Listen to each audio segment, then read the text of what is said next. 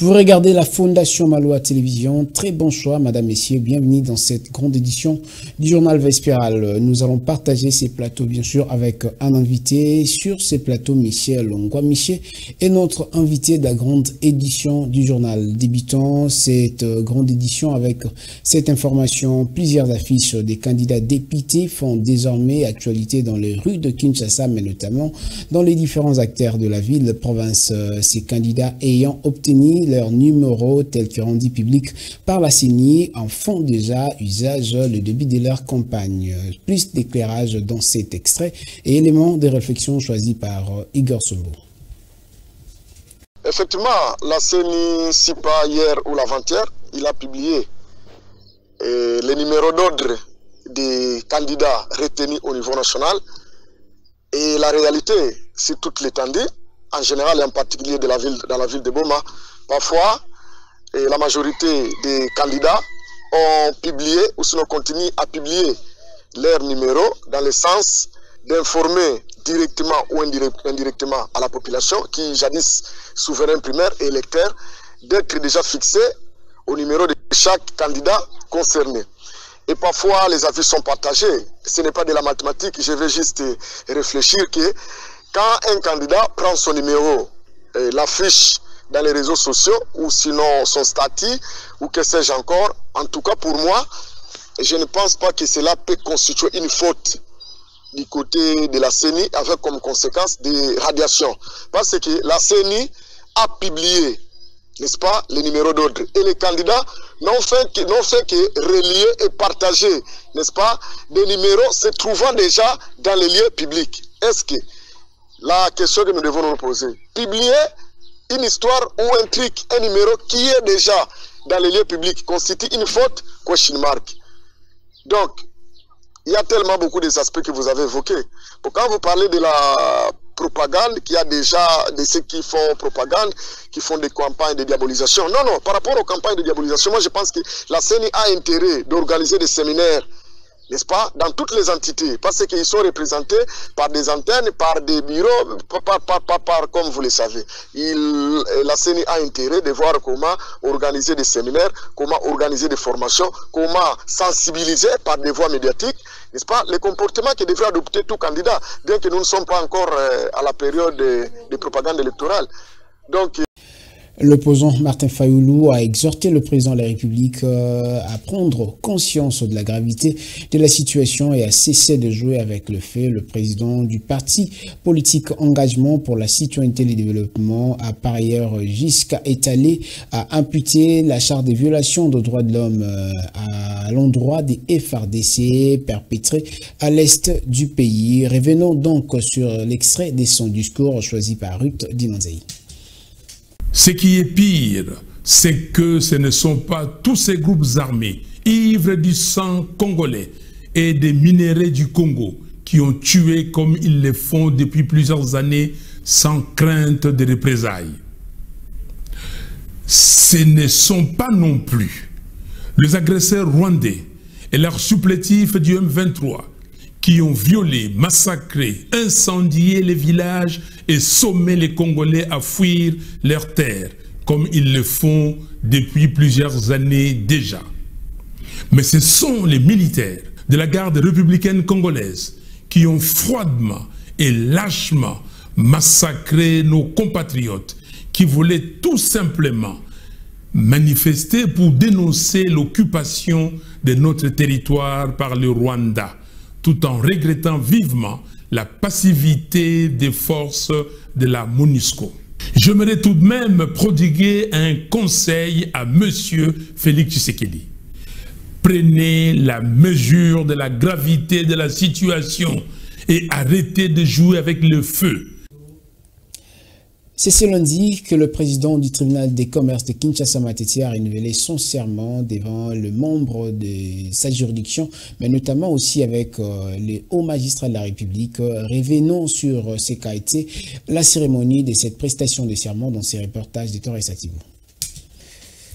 C'est au cours d'une cérémonie publique Présidé par ses pairs, ce lundi 25 septembre que Kasanga Albert vient d'être investi à nouveau comme président de la juridiction spécialisée des contestations relatives aux engagements entre commerçants, le tribunal des commerces Kinshasa Matete. La cérémonie de prestation des serments qui s'est déroulée sous forme d'audience publique a réuni les autorités publiques, le président de la Cour constitutionnelle représentée, le président du Conseil supérieur de la magistrature, notamment les notables de la commune, mais aussi les corps administratifs de la dite juridiction, des magistrats, des membres de la famille biologique du président, sans oublier le principal acteur dans cette juridiction. Aux fonctionnaires de la justice, depuis 2010, Kasanga Albert est nommé magistrat par ordonnance numéro 10, Barcé consiste du 30 juin 2010, homme de droit, et vos questions, celles relatives aux sociétés commerciales et celles relatives aux actes de commerce entre toute personne,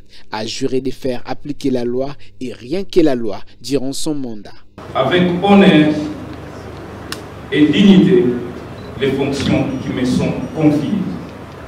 Il convient de souligner que cette cérémonie intervient à la suite du renouvellement de son serment en tant que magistrat. De prime abord, permettez-moi de remercier et de rendre grâce à l'Éternel Dieu Tout-Puissant qui a placé sur mes faibles épaules cette lourde responsabilité de présider ce tribunal de commerce de Kinshasa Matete.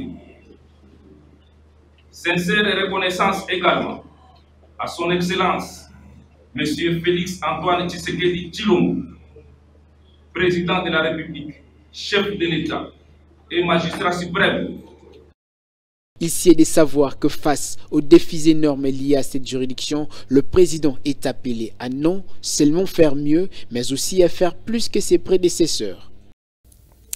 Le ministre des Affaires étrangères de la RDC, Christophe Lutundula, a accordé aux rebelles de M23 le temps de se retirer et suivre tout programme qui comprend bien sûr le processus de cantonnement malgré cette expiration de l'ultimatum qui leur a été conféré par le gouvernement de la République. Les rebelles gardent jusqu'ici leur position. Malgré tout ça, Merkin Touadi, qui est un des analystes politiques, donne son point de vue et parle que le FRDC doivent utiliser toutes les stratégies nécessaires pour faire face à cette situation.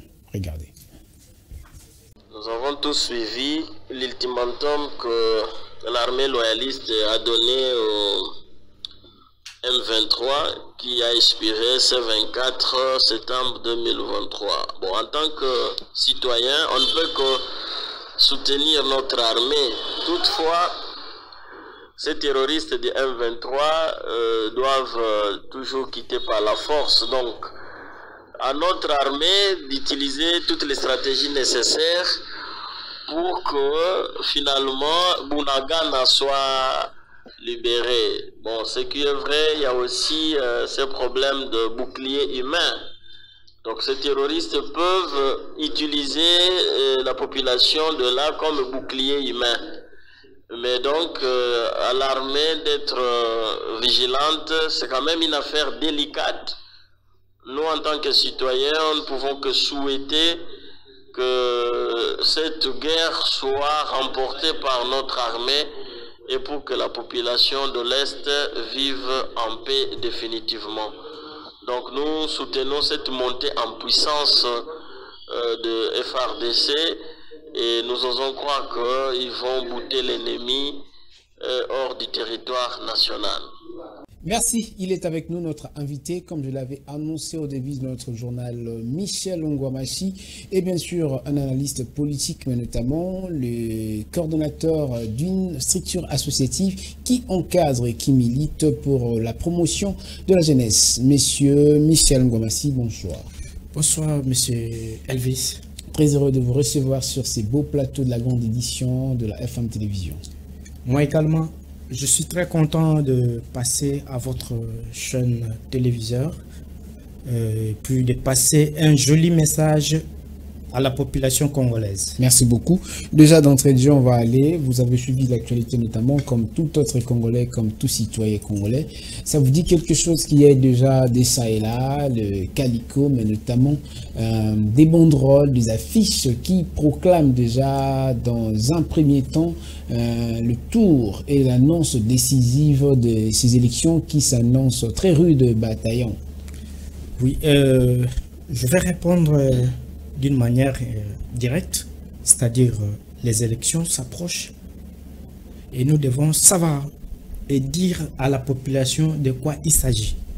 C'est-à-dire la population doit se préparer pour élire leurs candidats. Et vous savez, vous encadrez aussi oui. Les jeunes, mais notamment, ce sont eux qui sont plus victimes de pouvoir s'émailler dans les différents climats, messages, mais notamment pour ce qui concerne les différentes contradictions qui se font dans le langage de la campagne. Est-ce que ceux qui ont précédé et ceux qui viennent aujourd'hui ont de la chance de pouvoir conquérir le champ électoral par rapport à ce qui s'est déjà passé dans ces processus électoraux? Je vais répondre, je vais dire non par rapport à ce qui se passe. Puisque si aujourd'hui tu m'appelles président, le coordonnateur national de JLC. JLC, c'est une structure qui lutte contre la manipulation. C'est-à-dire la période où la population est souvent manipulée, c'est cette période électorale. Alors, nous devons tirer l'attention de la population d'une manière tantôt d'une autre. Particulièrement de la jeunesse. De la jeunesse, exactement. Alors, c'est-à-dire la jeunesse doit savoir que pendant cette période, nous devons faire l'attention à ne pas être manipulés par certains politiciens qui ont été élus et qui n'ont rien fait. Donc, nous ne pouvons pas accepter ou encore accéder à cette manipulation. Il y a des gens qui vont passer, qui vont vous donner des 5 000 francs pour les relire encore aux élections de 2023. Ok. Nous ne voulons pas être leurs instruments de manipulation à chaque moment. On vous donne 5 000, on vous donne un polo. À cause de ça, vous donnez vos voix pour quelqu'un qui ne pense même pas à vous. Alors, nous ne voulons pas cette manipulation. Nous devons dire non à cette manipulation. Nous devons dire notre conscience n'est pas à vendre. Donc, c'est pour cela la jeunesse congolaise, à cette dernière, ils ont compris, ils ont choisi leur structure qui est le JLC, qui lutte contre cette manipulation. Voilà. Merci beaucoup. Les jeunes ont beaucoup plus choisi JLC, mais notamment il y a aussi cette question récurrente qui taraude l'esprit des plaignants des Congolais, c'est le calendrier électoral. Apparemment, la CENI ou encore le calendrier électoral n'a pas encore fixé la date prévue pour qu'il y ait, en fait, à fixer, mais ce n'est pas la date prévue pour qu'il y ait le commencement de la campagne. Est-ce que ce n'est pas faire les choses d'avance et ce n'est pas aussi punissable cet aspect ou encore cette manière de faire les choses à l'endroit des candidats, bien sûr? Oui, c'est punissable. Je vais répondre par rapport à l'article 64. C'est-à-dire, nous devons respecter le calendrier électoral. Avec le principe, c'est-à-dire, monsieur le président de la CENI, monsieur Denis Kadima, doivent faire attention avec le peuple congolais. C'est-à-dire, nous ne sommes pas là pour nous distraire avec ou encore avec les prolongations. Mais ou la encore stratégie d'initiative, monsieur Michel, ne vient pas de Denis Kadima. Ce sont des stratagèmes entrepris par les différentes parties ou encore par les citoyens paisibles, lambda qu'ils sont, pour pouvoir aller ou encore profiter directement de ces cycles électoraux ou encore de ces temps pour reconquérir leur base. Qu'est-ce que ça a à voir, le problème avec M. Kadima? Bien sûr, mais ce sont des parties prenantes qui doivent décider à faire participer aux élections. Mais M. Kadima, il a un problème, lequel, c'est-à-dire la CENI n'a pas pu préparer les élections correctement. C'est-à-dire, ils doivent réviser le fichier électoral. C'est-à-dire, M. Kadima a un problème sérieux. Lui-même a dit, c'est un problème de la vie ou la mort. C'est-à-dire quoi? Moi, en tant qu'analyste, quand on dit c'est un problème de la vie ou la mort, ça parle beaucoup, ça dit beaucoup. C'est-à-dire, M. Kadima, il s'est dit avoir échoué par rapport à ce qu'il a eu à faire.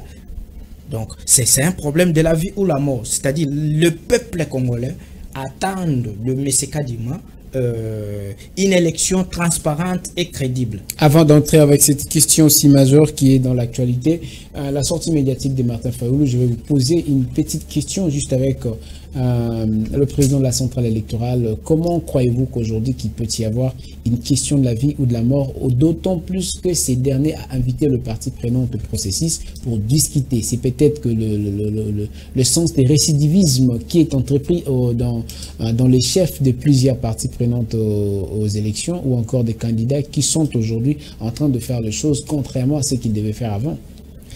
En fait, quand on parle de problème de la vie ou la mort, lui-même s'est rendu compte. Comment expliquez-vous? C'est-à-dire, M. Kadima a compris les erreurs qu'il a commises au départ, d'avoir donné à la population congolaise les cartes électeurs qui n'étaient pas lisibles, qui n'étaient pas adéquates. C'est-à-dire, ils doivent s'excuser devant la population congolaise. Comment, avec ces cartes-là... Avant la tenue des élections. Avant la tenue des élections. Comment, avec ces cartes qui n'ont même pas des écrits, qui n'ont même pas de photos, on peut élire des candidats, on peut voter avec des cartes qui ne se vendent même pas, et puis comment on peut aller... Là, vous suggérez indirectement le réajustement du calendrier. C'est-à-dire, on doit revoir tout. Mais ce Kadima n'a pas réalisé sa promesse vis-à-vis de la population. C'est-à-dire, il doit s'excuser d'abord davantage devant la population congolaise et pour dire revoir encore ce qu'il a eu à faire. Voilà. Est-ce que pensez-vous qu'aujourd'hui, le simple fait que Kadima puisse s'excuser auprès de la population pourra tout réparer?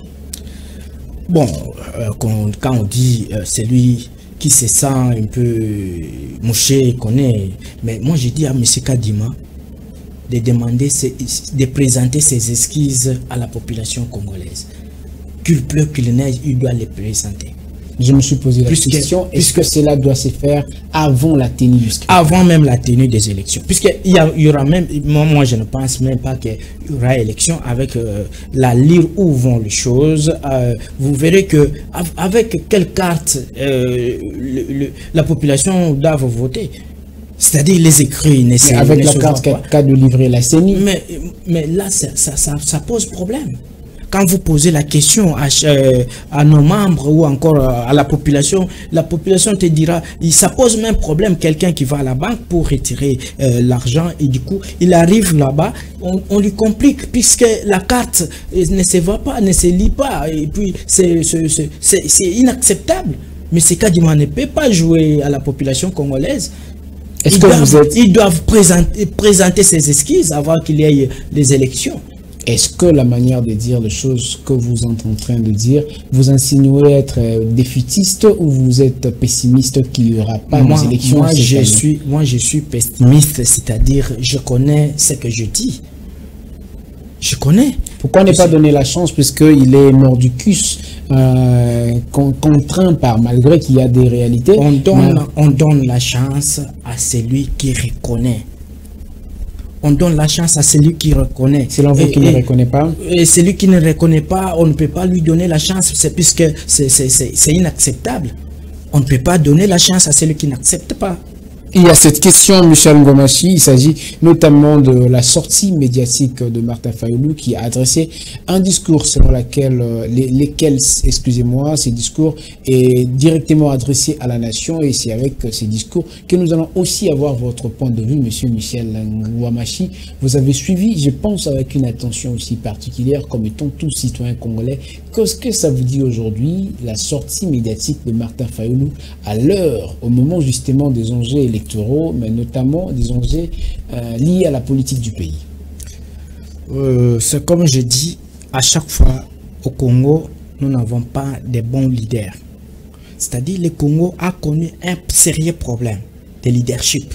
Nous avons un problème de carence de leadership dans notre pays. J'ai eu à entendre M. Martin Fayulu dire il garde bien sa position par rapport à l'élection de 2023. Alors, je me suis demandé, M. Martin Fayulu, il a interdit aux militants ou encore à leurs candidats qui devraient se présenter pour les élections législatives, il a dit il n'y aura pas élection. C'est M. Martin Fayulu qui a dit, annoncé, et il n'y a même pas de candidats dans son parti. Et du coup, M. Martin Fayulu, qui est le président de l'ESID, il a déclaré c'était la semaine passée, j'espère, il a dit il doit se présenter aux élections de 2023. C'est sérieux, messieurs, vous devez tenir votre position. Vous devez tenir votre position par rapport à votre leadership. Martin Fayulu n'est pas n'importe qui. Martin Fayulu, c'est un candidat qui a été, d'ailleurs, moi je peux dire, il a été, lui-même il s'appelle le président Eli. Ils doivent respecter ses paroles, ils doivent respecter ses engagements vis-à-vis à leurs militants. Donc c'est le simple fait qu'il doit respecter ses engagements, mais il a aussi ajouté que le président de la République, Félix Tshisekedi, ne doit pas jouer avec le fait, à l'allure où vont les choses, en imputant directement le problème des atrocités et de la violation des droits de l'homme aux militaires de la FARDC. Qu'est-ce que ça vous dit en tant qu'analyste politique? Ça, c'est un problème qui touche à tous. La sensibilité notamment. Exactement. Donc, c'est-à-dire le problème de respect des droits de l'homme ou encore le respect de vies humaines, ça pose problème dans notre pays. Monsieur le président Félix Tshisekedi doivent savoir que la vie humaine est sacrée. C'est-à-dire, ils doivent instruire aussi. Moi, je passe aussi ces messages directement pour dire la population en a marre. La population, nos frères qui sont à l'est du pays, nos frères qui sont de Goma, je ne sais pas moi, de tout l'étendue de la République, on est en train de massacrer nos frères. Alors, qu'est-ce qui se pose comme problème? Mais c'est Tshisekedi devrait prendre le mesure, de mesures pénissables pour ceux qui ont commis des crimes. Ça sont des crimes. Ça sont des crimes. Aujourd'hui, nos frères, nos enfants, si vous regardez, j'ai posté une photo qui circule pour l'instant. Il y a un bébé à propos de 6 ou 7 mois, je vis abandonné puisque sa maman a été tuée. Ça fait très mal. Ça fait très mal. Et c'est une raison d'imputer la responsabilité au président de la République et dire qu'il serait en train de jouer avec le feu. Bon, du côté de dire il est en train de jouer avec les faits, ça ce sont des propos de M. Martin Fayulu. Vous trouvez que ces propos sont discourtois ou ce sont des propos ça dépendra que de lui puisque il sait pourquoi il a dit cela. Merci beaucoup, M. Michel Ngouamachi. Nous sommes arrivés pratiquement, ou encore nous terminons rapidement avec vous. Qu'est-ce que vous pouvez dire à l'endroit des téléspectateurs de la population? Je vais dire à la population et surtout à la jeunesse congolaise, puisque c'est la jeunesse qui subisse maintenant les conséquences. C'est nous. Alors, je vais lancer un message important par rapport à cette période que nous traversons. Je demande à la jeunesse d'être éveillée, de ne pas vous laisser être manipulé par certains politiciens avec des polos, avec des 5 000 francs, avec ou encore, je ne sais pas moi, avec de 10 000 pour passer ou encore élire les candidats. Donc, soyez vigilants et puis restez fermes à ce que vous êtes. Et je vous demande aussi, et surtout, il ne faut pas oublier que pendant cette période, il y a des crimes ou il y a des choses qui se passent actuellement que vous ne pouvez pas imaginer. C'est pourquoi je demande à la jeunesse d'être vigilant. Merci beaucoup. Et dans le souci de communier avec sa base de la commune de Kimbanté, qui est le coordonnateur du regroupement A3A Gérard Kaja, a effectué samedi dernier une descente dans le but de discuter le vrai problème avec sa base. Alexandre Paul-Camania pour le reportage.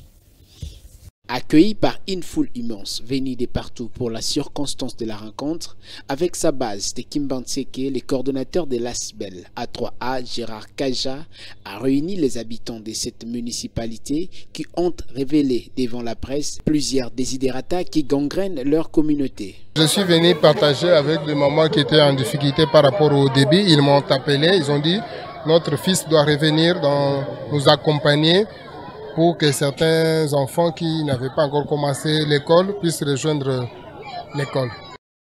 Il faut noter que cette rencontre intervient dans le cadre de redynamisation et assistance du coordonnateur à la population de Kimbantseke. Les pouvoirs publics autour de la population pour mettre la propriété. Il y a une part de responsabilité de nous, les habitants de ce quartier, et aussi la responsabilité de l'État pour trouver les mécanismes d'accompagner la population pour lutter contre cette salubrité. Par ailleurs, comme un vrai homme de terrain et philanthrope, la visite ne s'est pas limitée qu'au parler. Il y est apporté dans sa gibecière un lot important de kits scolaires à la grande satisfaction de tous les parents des élèves qui n'ont pas tari les mots. Les enfants doivent rejoindre l'école puisqu'il y a d'abord la gratuité de l'enseignement et c'est ainsi que ce sont les objets classiques que nous les parents nous sommes obligés de les rapporter pour qu'il n'y ait pas une raison pour laquelle l'enfant ne doit pas aller à l'école. Retenons que cette visite s'est soldée par un échange très citoyen où les habitants ont exprimé et soumis auprès du ticket gagnant de la Tchangou quelques désidérata. L'insécurité dans la partie est de la République démocratique du Congo persiste. C'est dans ces contextes que l'ex-commandant de la brigade d'intervention de la force de la MONUSCO a passé son flambeau de commandement au nouveau commandant qui est Alfred Mafambo, qui est arrivé d'ailleurs ce lundi 25 septembre à Beni dans la province du Nord Kivu. Le général de brigade Alfred Matando est nommé à la tête de la brigade d'intervention de la force de la mission de l'Organisation des Nations Unies pour la stabilisation du Congo, FIBI-MONUSCO, à Beni, dans la province du Nord Kivu, dans l'est de la RDC. Ce dernier est arrivé en ville de Beni, quartier général de cette force onusienne au Nord Kivu, le lundi 25 septembre 2023. Des nationalités malawite, le nouveau commandant vient en remplacement de son prédécesseur, compatriote le général Enoch Bolamoyo Ntonia, en fin de sa mission depuis quelques semaines. Signalons par ailleurs, le nouveau commandant est arrivé au moment de l'expiration de l'ultimatum lancé par le gouvernement congolais pour les rebelles du M23 du match dernier. Le général Alfred Matando pourra-t-il lever le défi qui attend le nouveau commandant de sa descente à l'aéroport de Mivivi à Beni? Notons aussi que le général Matando a déclaré qu'il est conscient de critiques qui accusent le FIB d'inefficacité. C'est juste une question de perfection. La FIB agit et fait du bon travail. Je suis venu poursuivre ce travail, a-t-il confié à la presse locale.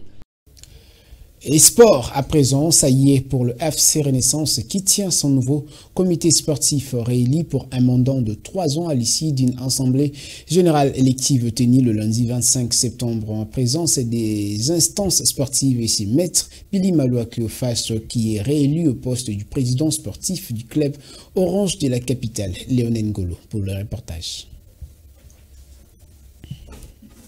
Ils sont réélus pour un nouveau mandat de 3 ans en tête du club Orange de la capitale. À l'issue de cette double assemblée générale ordinaire et élective, le FC Renaissance du Congo tient désormais son nouveau comité pour les 3 prochaines années. En présence des instances sportives représentées par la Linafoot et la DAPS, l'Assemblée a voté à l'unanimité Maître Maloua Billy Cléophas, président sportif du club.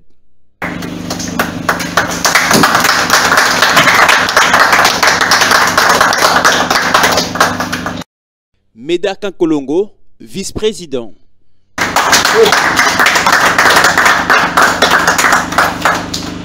Amei Batouvidi, secrétaire du club. Pour la composition complète de ce nouveau comité du FC Renaissance du Congo, en poste de vice-secrétaire, François Mboyo. Trésorier, Fouta Ilunga Djedje. Premier conseiller, Daniel Kanik. Deuxième conseiller, Apollinaire Simbalanga. Et le 3e conseiller, Philippe Mukuna. Face aux différents défis, le nouveau comité du club promet de faire mieux pour remettre au club Cherobana Fibo sa force, sa dignité et sa place au niveau national et international. Après cette étape, la place est désormais au travail pour un club qui veut retrouver ses marques et redorer ses couleurs. Maître Malo Abili Cléophas promet ces 3 R. R comme refondation, R comme reconstruction, R comme réorganisation du club, afin de permettre au club de retrouver ses empreintes. Car le FC Renaissance du Congo est une histoire qu'on écrit ensemble. Et c'est par cette note de sport que nous bouclons complètement cette grande édition du journal Madame, Messieurs. Merci de l'avoir suivi et bonne soirée chez vous. Vivez 100 ans, vivez 1000 ans en compagnie de la FM Télévision.